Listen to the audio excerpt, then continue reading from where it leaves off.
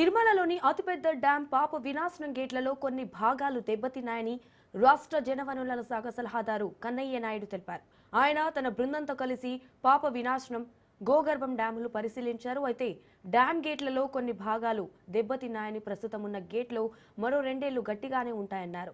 ఈలోపే 6.1 మీటర్లు వెడల్పు, 6.8 మీటర్లు ఎత్తుతో కొత్త గేట్లు డిజైన్ను ప్లాన్ చేస్తున్నామన్నారు. అన్నీ పూర్తయితే మరో 30 ఏళ్లు డ్యాం పటిష్టంగా ఉంటుందన్నారు.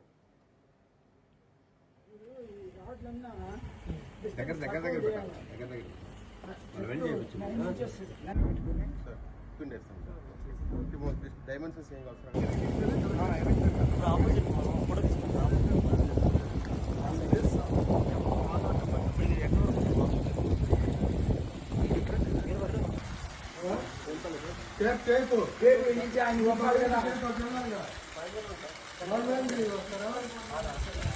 సబ్జెక్ట్ సార్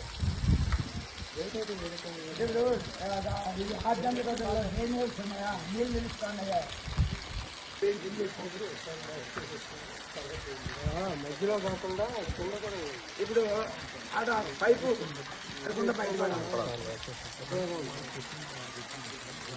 వచ్చేస్తుంది చాలా